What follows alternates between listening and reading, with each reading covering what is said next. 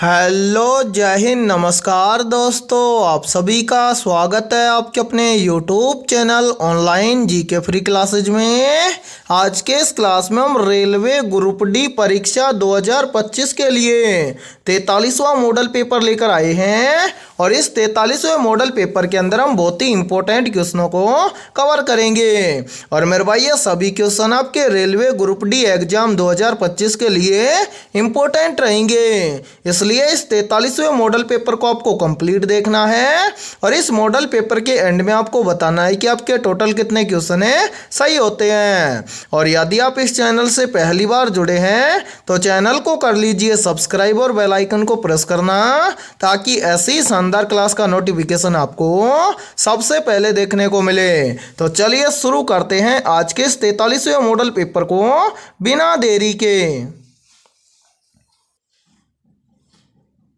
पहला प्रश्न है आप सभी के सामने, यदि a बराबर 2, o बराबर 30 और x बराबर 48 है तो w का मान क्या होगा। तो मेरे भाई इस टाइप के प्रश्न को आप एग्जाम में देखते ही फटाफट से कैसे सोल्व करेंगे, तो वो देखिए जब भी इस टाइप का प्रश्न आपको एग्जाम में दिया जाए तो आपको क्या करना है। सबसे पहले तो आपको यहाँ पर पता करना है कि a बराबर 2 कैसे लिखा गया है। फिर इसी प्रकार से आपको यहाँ पर पता करना है कि o बराबर 30 कैसे लिखा गया है। और सेम इसी प्रकार से आपको यहाँ पर पता करना है कि x बराबर 48 कैसे लिखा गया है। फिर सेम इसी प्रकार से हम यहाँ पर बताएंगे कि w का मान क्या होगा। तो मेरे भाई यहाँ पर देखिए इस प्रश्न को आप एग्जाम के अंदर मात्र 2 से 3 सेकंड में सोल्व कर सकते हैं। कैसे? यदि आपको कंप्लीट अल्फाबेट लेटर नंबरिंग के साथ में याद हो तो।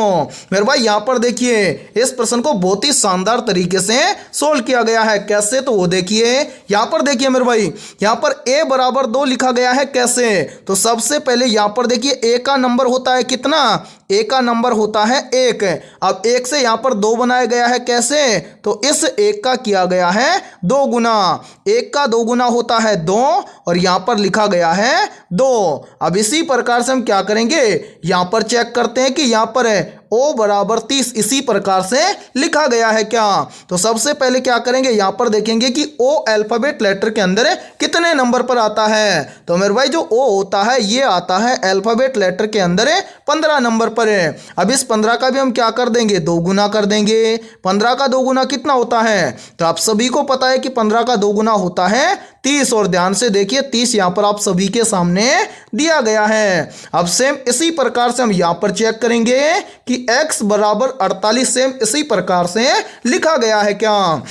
तो करेंगे क्या, सबसे पहले तो यहाँ पर देखेंगे कि x अल्फाबेट लेटर कितने नंबर पर आता है। तो मेरे भाई जो x लेटर है ये आता है कितने नंबर पर है, 24 नंबर पर है। और इस 24 का भी हम क्या कर देंगे, 2 गुना कर देंगे। तो 24 का 2 गुना कितना होता है, तो मेरे भाई 24 का 2 गुना होता है 48 है। और यहाँ पर ध्यान से देखिए 48 आप सभी के सामने दिया गया है। तो मैं यहाँ पर उम्मीद कर सकता हूँ कि आप यहाँ पर आसानी से बता दोगे कि w का मान क्या होगा। तो आंसर हम यहां पर आसानी से बता देंगे कि w का मान क्या होगा। तो करेंगे क्या, सबसे पहले तो इस w का कर लेंगे नंबरिंग। तो मेरे भाई अल्फाबेट लेटर के अंदर w आता है कितने नंबर पर है, 23 नंबर पर है। अब सभी का 2 गुना किया गया है तो इस w का सॉरी मेरे भाई इस 23 का भी हम क्या कर देंगे, 2 गुना कर देंगे। 23 का 2 गुना कितना होता है, तो आप सभी को पता है कि 23 का 2 गुना होता है 46, यानी कि w का मान होगा 46। अब हमें देखना है कि 46 किसी ऑप्शन में है, तो आंसर है 46 हमें दिया गया है ऑप्शन ए के अंदर है। तो पहले प्रश्न के अंदर ऑप्शन ए हो जाएगा सभी का करेक्ट आंसर है। तो उम्मीद करता हूं कि पहला प्रश्न आपको अच्छे से क्लियर हो गया होगा। और जब भी इस टाइप का प्रश्न आपको एग्जाम में दिया जाएगा तो फटाफट से सोल्व कर लेंगे। ठीक है, तो चलिए फिर अगला प्रश्न देखते हैं। दूसरा प्रश्न है आप सभी के सामने, यदि AP बराबर 34 और GO बराबर 44 लिखा जाता है तो MP बराबर क्या लिखा जाएगा। तो मेरे भाई इस टाइप के प्रश्न को भी आप एग्जाम में देखते ही मात्र 2 से 3 सेकंड में कैसे सोल्व करेंगे, तो वो देखिए मेरे भाई इस टाइप के प्रश्न को एग्जाम में सोल्व करना बहुत ही आसान होता है। कैसे, तो वो देखिए यहाँ पर देखिए मेरे भाई, जब भी इस टाइप का प्रश्न आपको एग्जाम में दिया जाए तो आपको क्या करना है, सबसे पहले तो आपको यहाँ पर पता करना है कि AP बराबर 34 कैसे लिखा गया है। फिर इसी प्रकार से आपको यहाँ पर पता करना है कि GO बराबर 44 कैसे लिखा गया है। फिर सेम इसी प्रकार से हम यहाँ पर पता करेंगे कि MP बराबर क्या लिखा जाएगा। तो मेरे भाई यहाँ पर ध्यान से देखिए इस प्रश्न को किस लॉजिक के आधार पर सोल्व किया गया है। तो सबसे पहले एक बार इन सभी को यहाँ से हटा देते हैं ताकि आपको समझने में कोई भी प्रॉब्लम ना आए। तो मेरे भाई यहाँ पर देखिए सबसे पहले हम क्या करेंगे, यहाँ पर पता करेंगे कि AP बराबर 34 कैसे लिखा गया है। तो मेरे भाई AP बराबर 34 लिखा गया है कैसे, तो सबसे पहले AP का किया गया है नंबरिंग। तो यहाँ पर देखिए A का नंबर होता है 1 और P का नंबर होता है 16। फिर क्या किया गया है, इन दोनों संख्याओं को आपस में जोड़ा गया है। तो मेरे भाई 1 और 16 मिलकर बन जाएगा 17, और इस 17 से 34 बनाने के लिए इस 17 का किया गया है 2 गुना। 17 का 2 गुना होता है 34। और यहाँ पर ध्यान से देखिए 34 आप सभी के सामने दिया गया है। अब इसी प्रकार से हम क्या करेंगे, यहाँ पर पता करेंगे कि GO बराबर 44 इसी प्रकार से लिखा गया है क्या। तो मेरे भाई यहाँ पर देखिए GO बराबर ज्ञात करेंगे कितना, 44 है। तो सबसे पहले हम क्या करेंगे, GO का करेंगे नंबरिंग। तो मेरे भाई यहाँ पर ध्यान से देखिए अल्फाबेट लेटर के अंदर G आता है 7 नंबर पर और O आता है 15 नंबर पर है। अब मेरे भाई हम क्या करेंगे, इन दोनों संख्याओं को आपस में जोड़ देंगे। तो मेरे भाई 7 और 15 मिलकर बन जाएगा कितना, 22। अब यहाँ पर हम क्या कर देंगे, इस 22 का कर देंगे 2 गुना। 22 का 2 गुना कितना होता है, तो आप सभी को पता है कि 22 का 2 गुना होता है 44। और यहाँ पर ध्यान से देखिए 44 आप सभी के सामने दिया गया है। तो मैं यहाँ पर उम्मीद करूँगा कि आप आसानी से बता दोगे कि MP बराबर क्या लिखा जाएगा। तो आंसर हम यहाँ पर आसानी से बता देंगे कि MP बराबर क्या लिखा जाएगा। तो मेरे भाई करेंगे क्या, जो यहाँ पर MP दिया गया है इसके बराबर में क्या आएगा, ये हमसे पूछा गया है। तो सबसे पहले हम MP का करेंगे नंबरिंग। तो मेरे भाई ध्यान से देखिए अल्फाबेट लेटर के अंदर M आता है कितने नंबर पर है, 13 नंबर पर है। और P कितने नंबर पर आता है, मेरे भाई P आता है अल्फाबेट लेटर के अंदर कितने नंबर पर है, 16 नंबर पर है। यहाँ पर इसको थोड़ा सा ठीक से लिख देते हैं 16, ठीक है। अब यहाँ पर हम इन दोनों को आपस में जोड़ लेंगे तो 16 और 13 मिलकर बन जाएगा कितना, तो मेरे भाई 16 और 13 मिलकर बन जाएगा 29। अब सभी का 2 गुना किया गया है तो मेरे भाई इस 29 का भी हम क्या कर देंगे, 2 गुना कर देंगे। 29 का 2 गुना कितना होता है, तो आप सभी को पता है कि 29 का 2 गुना होता है 58, यानी कि MP बराबर लिखा जाएगा 58। अब हमें देखना है कि 58 किसी ऑप्शन में है, तो आंसर है 58 हमें दिया गया है ऑप्शन C के अंदर है। तो दूसरे प्रश्न के अंदर ऑप्शन C हो जाएगा सभी का करेक्ट आंसर है। तो उम्मीद करता हूं कि दूसरा प्रश्न भी आपको अच्छे से क्लियर हो गया होगा। और जब भी इस टाइप का प्रश्न आपको एग्जाम में दिया जाएगा तो फटाफट से सोल्व कर लेंगे, ठीक है। तो चलिए फिर अगला प्रश्न देखते हैं।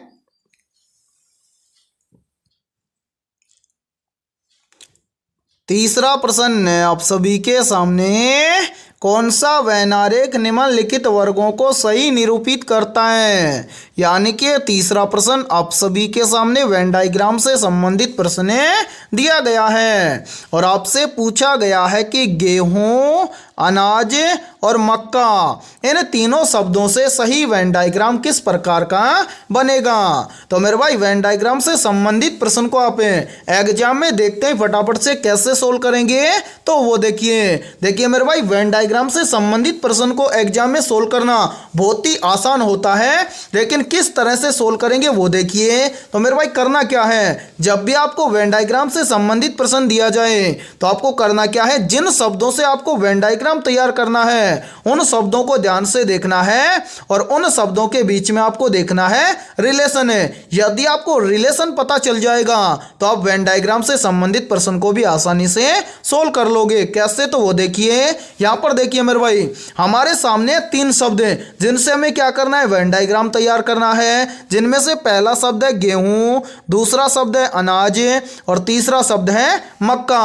तो हम क्या करेंगे, इन तीनों शब्दों के बीच में देखेंगे रिलेशन है। तो मेरे भाई यहाँ पर देखिए, सबसे पहले हम रिलेशन देखेंगे गेहूं और अनाज के बीच में। तो क्या गेहूं और अनाज इन दोनों के बीच में कोई रिलेशन है? तो हाँ सर, है, गेहूं और अनाज के बीच में रिलेशन है। क्या रिलेशन है? तो जो गेहूं है ये एक प्रकार का क्या होता है, अनाज होता है। इसी प्रकार से हम क्या करेंगे, यहाँ पर रिलेशन देखेंगे अनाज और मक्का के बीच में। तो क्या अनाज और मक्का के बीच में कोई रिलेशन है? तो हाँ सर, है, अनाज और मक्का के बीच में रिलेशन है। क्या रिलेशन है? तो जो मक्का है ये भी एक प्रकार का क्या है, अनाज है। अब इसी प्रकार से हम क्या करेंगे मेरे भाई, हम यहाँ पर रिलेशन देखेंगे गेहूं और मक्का के बीच में। तो क्या गेहूं और मक्का इन दोनों के बीच में कोई रिलेशन है? तो नहीं सर, गेहूं और मक्का इन दोनों के बीच में कोई भी रिलेशन नहीं है। यानी कि गेहूं एक अलग प्रकार का अनाज है और जो मक्का है ये एक अलग प्रकार का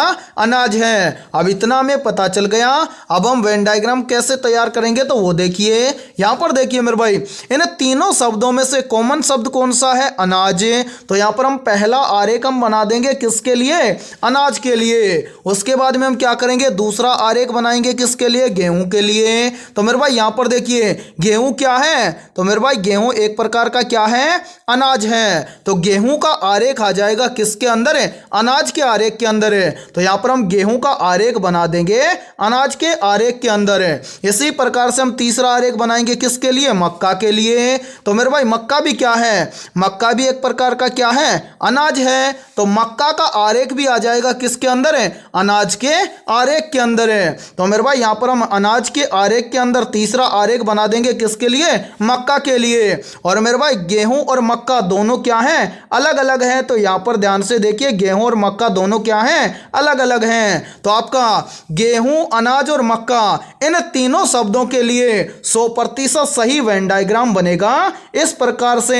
अब आपको देखना है कि इस प्रकार का वेन डायग्राम किस ऑप्शन के अंदर है दिया गया है। तो मेरे भाई इस प्रकार का वेन डायग्राम हमें दिया गया है ऑप्शन ए के अंदर है। तो तीसरे प्रश्न के अंदर ऑप्शन ए हो जाएगा सभी का करेक्ट आंसर है। तो उम्मीद करता हूं कि तीसरा प्रश्न भी आपको अच्छे से क्लियर हो गया होगा। और जब भी इस टाइप का प्रश्न आपको एग्जाम में दिया जाएगा तो फटाफट से सोल्व कर लेंगे। और इसी के साथ में देखिए, आप सभी के लिए बहुत ही इंपॉर्टेंट सूचना है। यदि आप पहली बार के अंदर रेलवे ग्रुप डी एग्जाम 2025 को क्रैक करना चाहते हैं तो हमने आपके रेलवे ग्रुप डी एग्जाम 2025 के लिए GK, GS, mathematics, science, current affairs और रीजनिंग के लगभग 21,000 प्लस मोस्ट इंपोर्टेंट क्वेश्चनों का पीडीएफ सेट तैयार किया है। यदि आप ये 21,000 प्लस मोस्ट इंपोर्टेंट क्वेश्चनों का पीडीएफ सेट लेना चाहते हैं तो आप हमारे इस व्हाट्सएप नंबर पर कांटेक्ट करके ले सकते हैं। और मेरे भाई इस पीडीएफ सेट की प्राइस हमने रखी है मात्र और मात्र 51 रुपये। यानी कि 51 रुपये की फीस के अंदर आपको ऑल सब्जेक्ट के ऊपर 21,000 प्लस मोस्ट इंपोर्टेंट क्वेश्चनों का पीडीएफ सेट दिया जाएगा। और मैं आप सभी को यह गारंटी देता हूं, यदि आप इन 21,000 प्लस क्वेश्चनों को रेलवे ग्रुप डी एग्जाम 2025 से पहले अच्छे से तैयार कर लेते हो तो आप पहली बार के अंदर रेलवे ग्रुप डी एग्जाम 2025 को क्रैक कर जाओगे। तो मेरे भाई जल्दी से जाइए और इस व्हाट्सएप नंबर पर आप कांटेक्ट करके इस पीडीएफ सेट को ले लीजिए और एग्जाम से पहले अपनी तैयारी को मजबूत बना लीजिए। ठीक है, तो चलिए फिर अगला प्रश्न देखते हैं।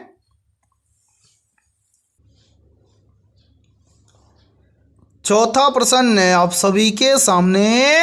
उस विकल्प का चयन करें जो तीसरे पद से उसी प्रकार संबंधित है जिस प्रकार दूसरा पद पहले पद से संबंधित है।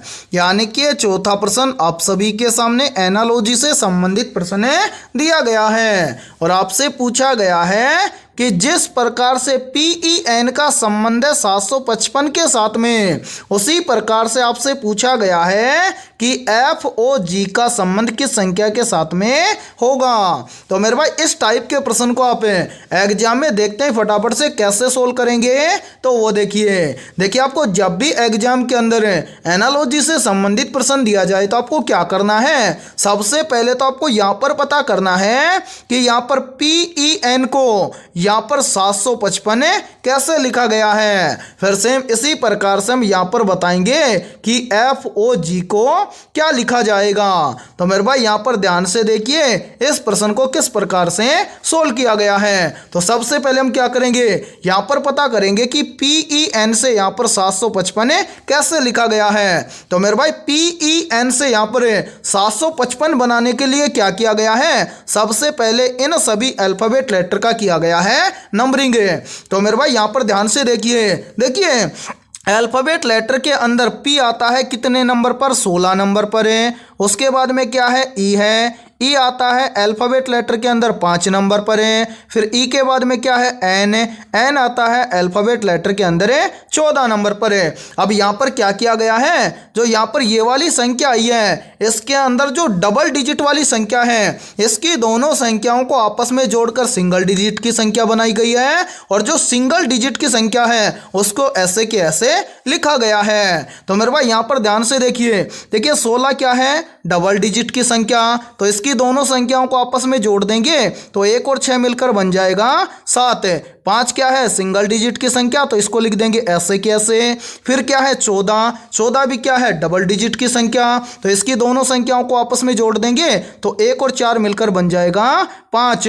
और मेरे भाई यहाँ पर ध्यान से देखिए हमारे सामने संख्या बन गई 755, और 755 ही हमारे सामने दिया गया है। अब इसी प्रकार से हम आसानी से बता सकते हैं कि FOG को क्या लिखा जाएगा। तो यहाँ पर हम क्या करेंगे, सबसे पहले तो इन सभी अल्फाबेट लेटर का करेंगे नंबरिंग। तो मेरे भाई यहाँ पर ध्यान से देखिए F आता है 6 नंबर पर है, F के बाद में है O आता है 15 नंबर पर है। फिर क्या है, O के बाद में है G आता है 7 नंबर पर है। अब मेरे भाई यहाँ पर ध्यान से देखिए 6 क्या है, सिंगल डिजिट की संख्या, तो इसको लिख देंगे ऐसे कैसे। फिर क्या है 6 के बाद में 15 क्या है, डबल डिजिट की संख्या, तो इसकी दोनों संख्याओं को आपस में जोड़ देंगे तो 1 और 5 मिलकर बन जाएगा 6। फिर क्या है 15 के बाद में 7 क्या है, सिंगल डिजिट की संख्या, तो 7 को भी लिख देंगे ऐसे की ऐसे। यानी कि FOG को लिखा जाएगा 667। अब हमें देखना है कि 667 किसी ऑप्शन में है, तो आंसर है 667 हमें दिया गया है ऑप्शन D के अंदर है। तो चौथे प्रश्न के अंदर ऑप्शन D हो जाएगा सभी का करेक्ट आंसर है। तो उम्मीद करता हूं कि चौथा प्रश्न आपको अच्छे से क्लियर हो गया होगा, और जब भी इस टाइप का प्रश्न आपको एग्जाम में दिया जाएगा तो फटाफट से सोल्व कर लेंगे। ठीक है, तो चलिए फिर अगला प्रश्न देखते हैं।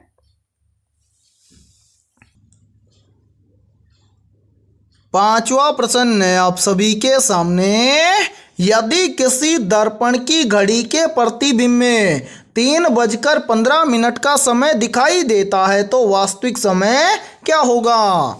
यानी कि 5वां प्रश्न आप सभी के सामने मिरर इमेज से संबंधित प्रश्न दिया गया है। तो मेरे भाई मिरर इमेज से संबंधित प्रश्न को आप एग्जाम में देखते ही फटाफट से कैसे सोल्व करेंगे।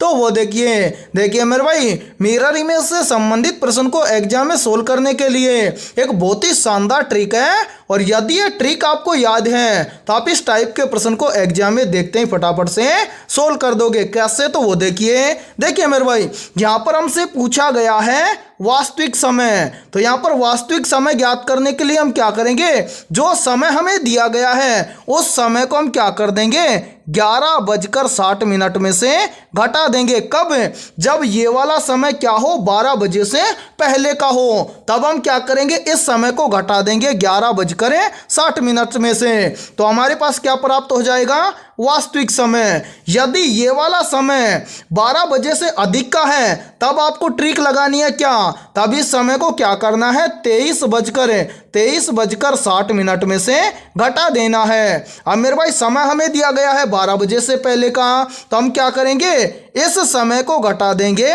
11:60 में से। तो मेरे भाई समय हमें दिया गया है क्या, 3:15। तो इस 3:15 के समय को हम घटा देंगे 11:60 में से। तो यहाँ पर देखिए 60 में से 15 चला जाएगा तो यहाँ पर बच जाएगा कितना, 45 है। और मेरे भाई 11 में से 3 चला जाएगा तो यहाँ पर बच जाएगा कितना, 8 है। यानी कि यदि किसी दर्पण की घड़ी के प्रतिबिंब में 3:15 का समय दिखाई देता है तो वास्तविक समय होगा 8:45। अब हमें देखना है कि 8:45 किसी ऑप्शन के अंदर दिया गया है, तो आंसर है 8:45 का समय हमें दिया गया है ऑप्शन ए के अंदर।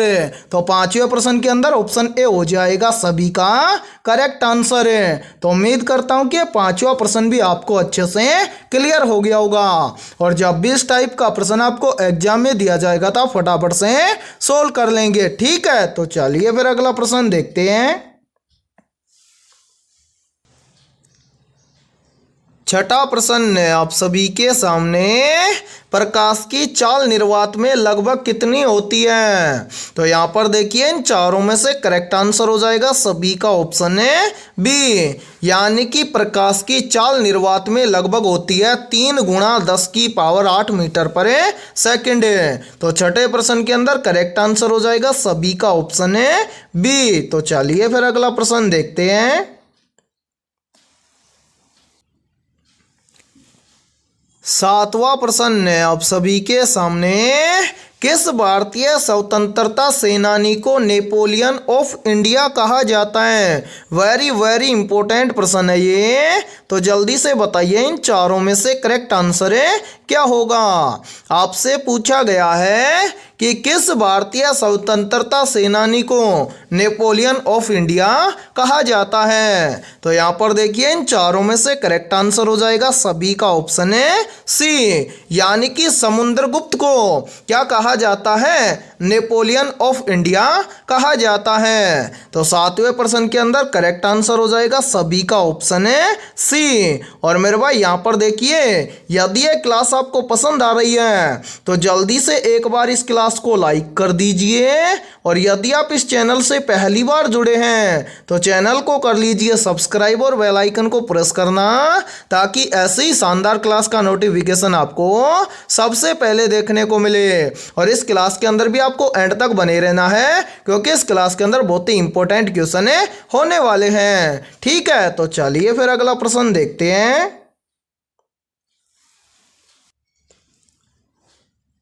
आठवां प्रश्न है आप सभी के सामने, भारतीय संविधान में पहली बार संशोधन कब किया गया था। ऑप्शन ए वर्ष 1949 में, ऑप्शन बी है वर्ष 1951 में, ऑप्शन सी है वर्ष 1956 में, और ऑप्शन डी है वर्ष 1962 में। तो यहाँ पर देखिए इन चारों में से करेक्ट आंसर हो जाएगा सभी का ऑप्शन है बी, यानी कि भारतीय संविधान में पहली बार संशोधन किया गया था कब, वर्ष 1951 में। तो आठवें प्रश्न के अंदर करेक्ट आंसर हो जाएगा सभी का ऑप्शन है बी। तो चलिए फिर अगला प्रश्न देखते हैं।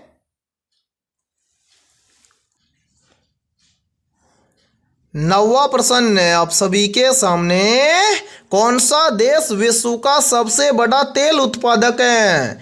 ऑप्शन ए है सऊदी अरब, ऑप्शन बी है अमेरिका, ऑप्शन सी है रूस, और ऑप्शन डी है ईरान।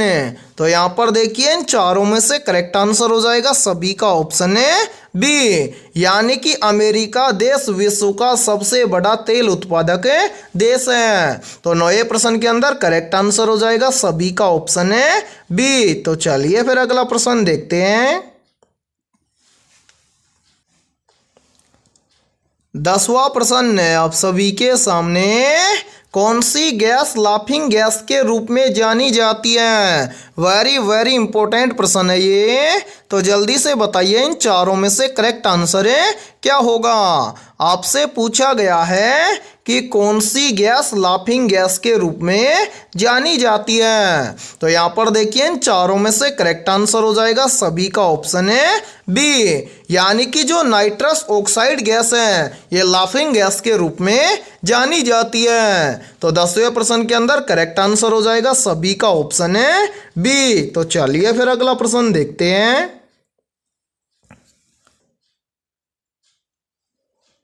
11वां प्रश्न है आप सभी के सामने, भारत के किस राज्य में सबसे अधिक वन क्षेत्र है। ऑप्शन ए है मध्य प्रदेश राज्य में, ऑप्शन बी है अरुणाचल प्रदेश राज्य में, ऑप्शन सी है छत्तीसगढ़ राज्य में और ऑप्शन डी है ओडिशा राज्य में। तो यहाँ पर देखिए इन चारों में से करेक्ट आंसर हो जाएगा सभी का ऑप्शन है ए, यानी कि भारत के मध्य प्रदेश राज्य में सबसे अधिक वन क्षेत्र है। तो 11वें प्रश्न के अंदर करेक्ट आंसर हो जाएगा सभी का ऑप्शन है ए। और मेरे भाई आपके जितने भी दोस्त रेलवे ग्रुप डी एग्जाम की तैयारी कर रहे हैं तो उनके पास भी इस क्लास को ज़्यादा से ज़्यादा शेयर करें। और इस क्लास के अंदर जितने भी क्वेश्चन होंगे सभी के सभी इंपॉर्टेंट क्वेश्चन होंगे। और यदि आपको किसी भी क्वेश्चन के अंदर कोई भी डाउट हो तो उस क्वेश्चन के बारे में आप कॉमेंट सेक्शन के अंदर पूछ सकते हैं, ठीक है। तो चलिए फिर अगला प्रश्न देखते हैं। 12वां प्रश्न है आप सभी के सामने, कौन सा यंत्र भूकंप की तीव्रता को मापता है। ऑप्शन ए है बैरोमीटर, ऑप्शन बी है हाइग्रोमीटर, ऑप्शन सी है सिस्मोग्राफ और ऑप्शन डी है एनीमोमीटर।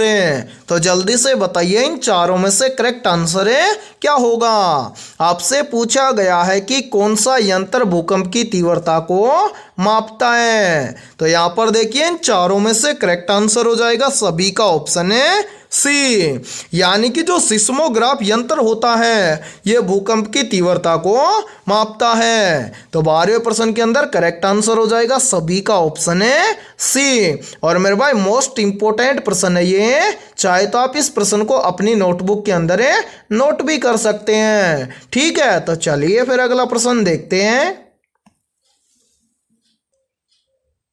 13वां प्रश्न है आप सभी के सामने, संविधान के किस अनुच्छेद में समानता का अधिकार दिया गया है। ऑप्शन ए है अनुच्छेद 14 में, ऑप्शन बी है अनुच्छेद 19 में, ऑप्शन सी है अनुच्छेद 21 में और ऑप्शन डी है अनुच्छेद 32 में। तो यहाँ पर देखिए इन चारों में से करेक्ट आंसर हो जाएगा सभी का ऑप्शन है ए, यानी कि भारतीय संविधान के अनुच्छेद 14 में समानता का अधिकार दिया गया है। तो 13वें प्रश्न के अंदर करेक्ट आंसर हो जाएगा सभी का ऑप्शन है ए। तो चलिए फिर अगला प्रश्न देखते हैं। 14वां प्रश्न है आप सभी के सामने, भारत में किस वर्ष पहली बार जनगणना की गई थी। तो यहाँ पर देखिए इन चारों में से करेक्ट आंसर हो जाएगा सभी का ऑप्शन है बी, यानी कि भारत में वर्ष 1872 में पहली बार जनगणना की गई थी। तो 14वें प्रश्न के अंदर करेक्ट आंसर हो जाएगा सभी का ऑप्शन है बी। और इसी के साथ में देखिए आप सभी के लिए बहुत ही इंपॉर्टेंट सूचना है, यदि आप पहली बार के अंदर रेलवे ग्रुप डी एग्जाम 2025 को क्रैक करना चाहते हैं तो हमने आपके रेलवे ग्रुप डी एग्जाम 2025 के लिए ऑल सब्जेक्ट के ऊपर टॉपिक वाइज लगभग 21,000 प्लस मोस्ट इंपोर्टेंट क्वेश्चनों का पीडीएफ सेट तैयार किया है। यदि आप ये 21,000 प्लस मोस्ट इंपोर्टेंट क्वेश्चनोों का पीडीएफ सेट लेना चाहते हैं तो आप हमारे इस व्हाट्सएप नंबर पर कांटेक्ट करके ले सकते हैं। व्हाट्सएप नंबर है 7374826893। ये हमारा व्हाट्सएप नंबर है। इस व्हाट्सएप नंबर पर आप कॉन्टैक्ट करके इस पीडीएफ सेट को ले सकते हैं। और मेरे भाई इस पीडीएफ सेट की प्राइस हमने रखी है मात्र और मात्र 51 रुपये, यानी कि 51 रुपये की फीस के अंदर आपको ऑल सब्जेक्ट के ऊपर topic wise 21,000 plus most important क्वेश्चनों का पीडीएफ सेट दिया जाएगा। और मेरे भाई मैं आप सभी को ये गारंटी देता हूँ, यदि आप रेलवे ग्रुप डी एग्जाम 2025 से पहले यदि आप इन 21,000 प्लस क्वेश्चनों को अच्छे से तैयार तैयार कर लेते हो तो आप पहली बार के अंदर रेलवे ग्रुप डी एग्जाम 2025 को क्रैक कर जाओगे। तो जल्दी से जाइए और इस व्हाट्सएप नंबर पर आप कांटेक्ट करके इस पीडीएफ सेट को ले लीजिए और एग्जाम से पहले अपनी तैयारी को मजबूत बना लीजिए। ठीक है, तो चलिए फिर अगला प्रश्न देखते हैं। 15वां प्रश्न है आप सभी के सामने, रुधिर परिसंचरण तंत्र की खोज किसने की थी? या फिर देखिए इस प्रश्न को एग्जाम के अंदर ऐसे भी पूछा जाता है कि किस वैज्ञानिक के द्वारा रुधिर परिसंचरण तंत्र की खोज की गई थी? तो यहाँ पर देखिए इन चारों में से करेक्ट आंसर हो जाएगा सभी का ऑप्शन है बी, यानी कि वैज्ञानिक विलियम हार्वे ने रुधिर परिसंचरण तंत्र की खोज की थी। तो 15वें प्रश्न के अंदर करेक्ट आंसर हो जाएगा सभी का ऑप्शन है बी। तो मेरे भाई आज की इस क्लास के अंदर इतना ही। यदि ये क्लास आपको पसंद आई है तो जल्दी से एक बार इस क्लास को लाइक कर दीजिए और यदि आप इस चैनल से पहली बार जुड़े हैं तो चैनल को कर लीजिए सब्सक्राइब और बेल आइकन को प्रेस करना, ताकि ऐसे ही शानदार क्लास का नोटिफिकेशन आपको सबसे पहले देखने को मिले। और आज की इस क्लास के अंदर हमने 15 बहुत ही इंपॉर्टेंट क्वेश्चन करवाए हैं। तो इन 15 में से आपके कितने क्वेश्चन सही हुए हैं सभी को कमेंट सेक्शन के अंदर कमेंट करके बताना है। तो फिर मिलते हैं ऐसे ही बेहतरीन क्वेश्चनों के साथ सुबह 7 बजे।